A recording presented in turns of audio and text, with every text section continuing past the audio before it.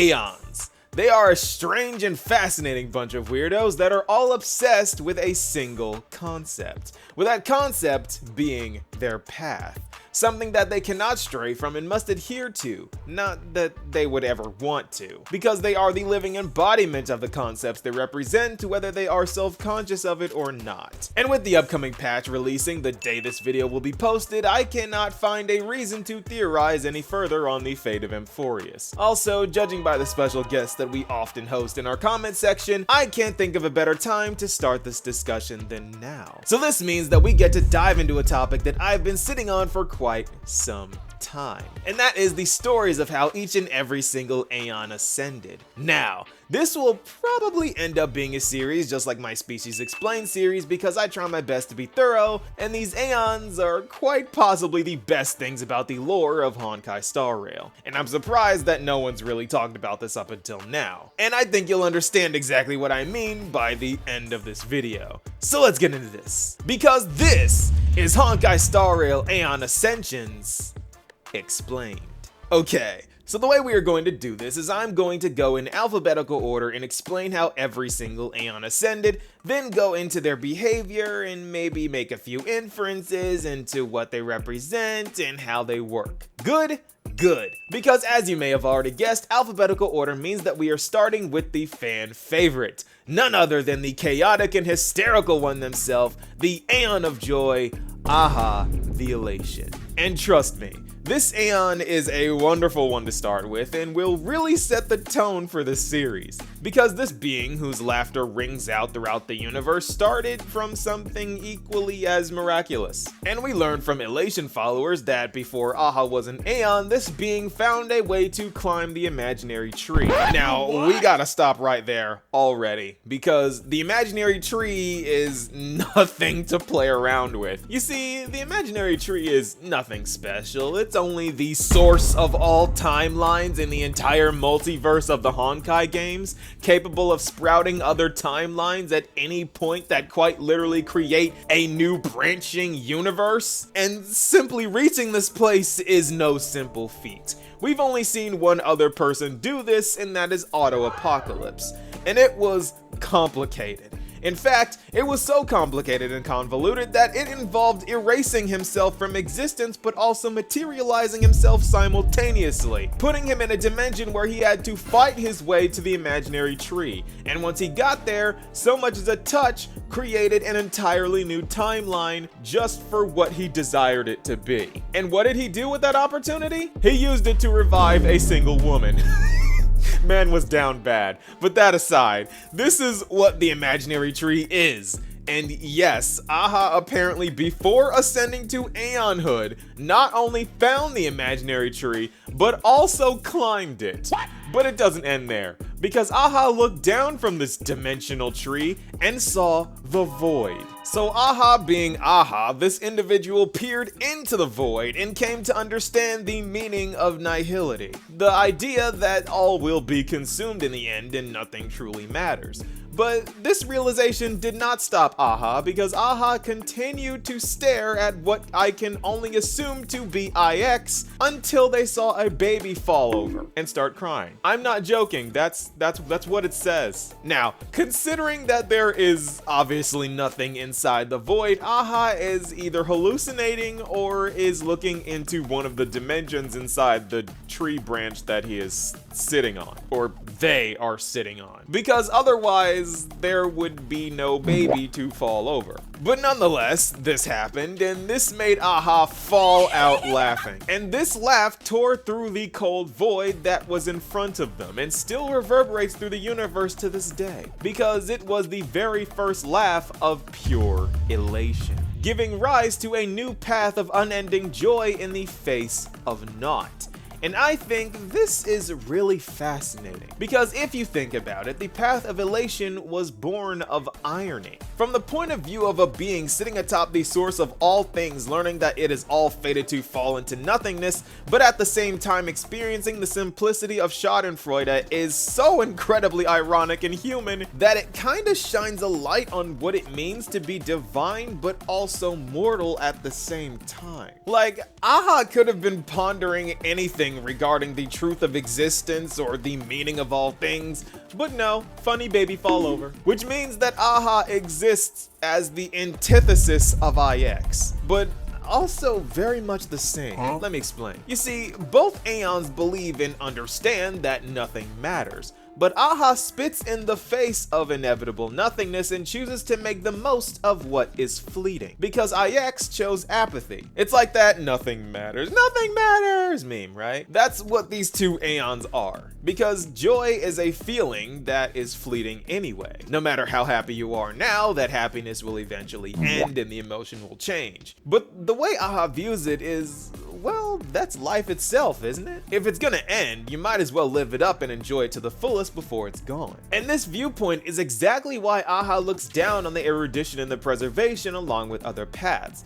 because they toil in vain when they could be having fun. Why look into the mysteries of the universe and endlessly calculate in the pointless pursuit of predicting the future when you can just laugh at the universe itself? Why build walls and amass wealth when in the end there will be nothing left to protect and nothing left to buy? You are wasting the precious time given to you before everything falls into the void. Carpe diem, seize the day, laugh at the absurdity of this cruel fate. Experience every ounce of joy before it's gone and never returns, because if you let this opportunity pass, you will look back with nothing but regret. This is AHA's viewpoint on the universe, and this is exactly why AHA only concerns themselves with sentient beings that can feel joy. Because if they can't feel joy, then what's the point of existing? At that point, it's just another cruel joke to be laughed at. And as respectable and understandable as this is also what makes AHA so dangerous. Because this Aeon does everything on a whim.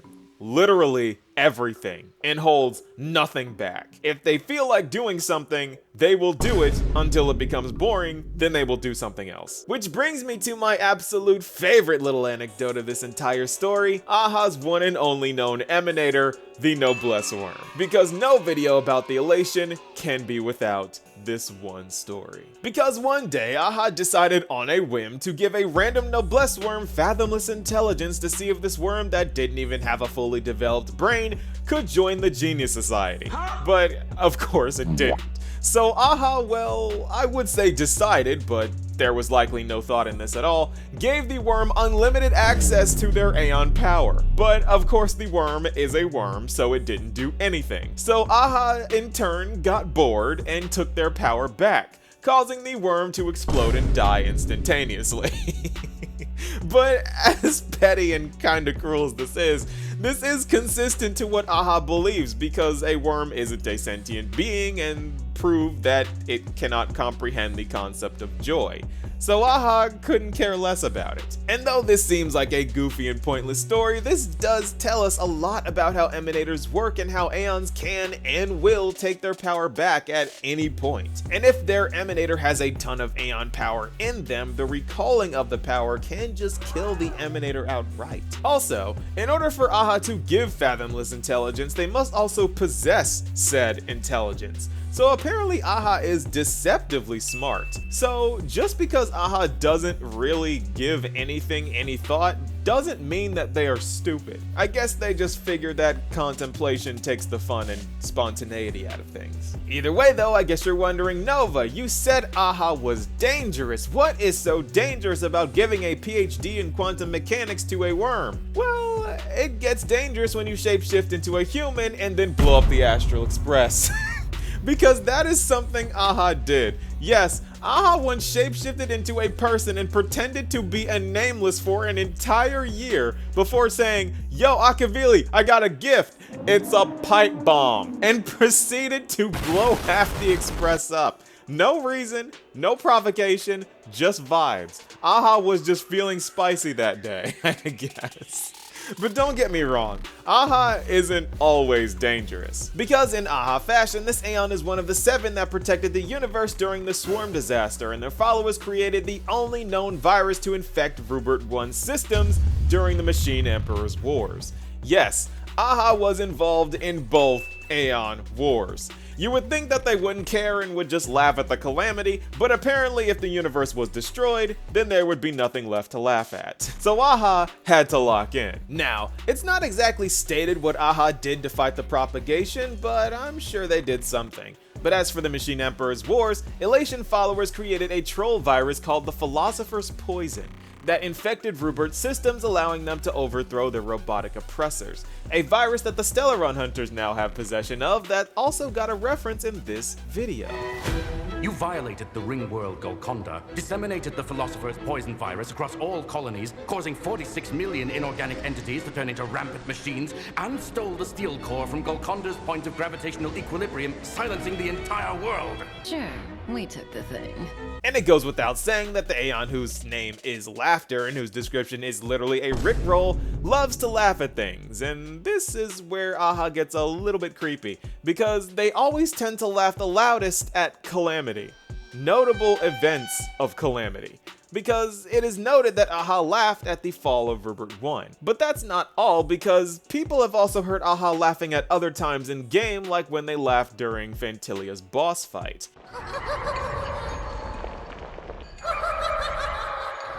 And this one kinda just gives me the creeps, because I'm not sure if Aha's laughing at us or Fantilia, or maybe the pointlessness of fighting a Lord Ravage or Heliobus that is incapable of dying. You know what, never mind. The hunt's fruitless and endless pursuit to kill the unkillable is definitely something Aha would laugh at. And that pretty much sums up the Aeon of Elation. Aha is a very fascinating Aeon with feats that make them the most unpredictable force in the universe by far, with followers that undoubtedly have the most fun, all while having a darkness hidden behind every smile and a sigh behind every laugh. Because the existential dread of the day it all ceases to be hangs over the path of Elation. And just as we all find our own answers as to how to deal with existential dread, Aha chooses to turn and laugh in its face in blatant defiance and resistance to apathy, robbing the doomsday clock of all meaning, deciding to enjoy all that is before all is gone. And though Lingsha has no connection to the Elation, she sums it up best with her ult line, "Everything in this world is fleeting." Alright, so now with Aha done and dusted, let's talk about the very familiar but rarely spoken about star of the show, Akivili, Aeon of the TRAILBLAZE. Now, we don't know much about Aki, but through what is readable, we can make some inferences. Because the way the Aeon of the TRAILBLAZE ascended isn't exactly stated, but we do know that they rose from an isolated world known as Pagana, a world that we know absolutely nothing about. Unfortunately, not every Aeon has the elaborate and miraculously presented origins Aha has. But this is rather fitting for Akivili, because this Aeon doesn't exactly concern themselves with where they came from, but rather where they are going and where they haven't been yet. Let me explain. Because the databank's description of Akivili states that there are 3 directions on the compass of destiny: the known, the unknown, and the unknowable. And Akivili can tolerate the unknown, but the unknowable is something that this Aeon simply refuses to accept. And this is fascinating and also makes a lot of sense, because as a being that is dedicated to travel and discovery, accepting the unknown is as simple as just stating that it is not known yet. But the unknowable means that you will never know. So it makes perfect sense that Akivili would wrestle with the idea of something being unknowable. But this is where things get a little weird, because it is through this description that reveals that Akivili is much like the erudition and very much the opposite of the Enigmata. Because Nous also accepts that some things are currently unknown, that's why they search for the answers to universal mysteries. And for things like the ever-changing future, Nous refuses to accept it as unknowable and continues to calculate it anyway. That's the solitary waves theory. The future is unknowable, but that's not going to stop Nous from trying. Nor will it stop Akivili. However, then there's Mythos, who wants everything to be unknowable and refuses to accept that anything can be truly known. That's why I say that Mythos is the opposite of Akivili, because Mythos tends to get around and only aims to make things as confusing as possible. So it seems that not even the Aeons are safe from Newton's third law of motion. But even though Nous and Akivili are similar in their motivations, this is where they diverge, because Akivili's end goal is apparently to find the endpoint of the imaginary tree. Yes, Aha isn't the only one with ties to this thing, but if you think about it, it makes perfect sense. Because the most unknowable thing ever would be the endpoint of the source of the universe itself, which, if you believe Aha's origin story, is most likely inside the void, since the story states that it was located below the tree. Which makes me wonder if that is the accident that befell Akivili, causing them to disappear. Because again, the only man we have on record going to the imaginary tree is Auto-Apocalypse, and he created a whole new timeline and then died. So in all likelihood, Aki found the imaginary tree, created a new timeline, and either died or is now existing in their own world. And not gonna lie, that is something Aki would do. Create a world of infinite exploration, and then you just never see him again. But besides some speculation, that is all we really know about the Aeon of the Trailblaze. Some sections are just going to be shorter than others. And that is where we're going to end off today. 2 Aeons starting with the letter A, analyzed and explained. Looks like we've got Anna the Order, Fuli the Remembrance, and Hu the Equilibrium next. But I think this serves as a good preview, precursor, and part 1 to our new series. Because this is Honkai Star Rail Aeon Ascensions Explained. As I just stated, I'm going over these 2 today as a sort of preview to see if you guys like the style of video or not. Not because the Elation will be an upcoming path that is playable or anything, it's purely coincidental, because I intend on going over 2 or 3 in the next installment of the series, and I love to hear you guys' feedback. I teased this series a long time ago, and I just wanted to make sure that we're all on the same page. And as you can probably tell, I go way further than the ascensions of the Aeons, and that is because we don't do things the easy way on this channel.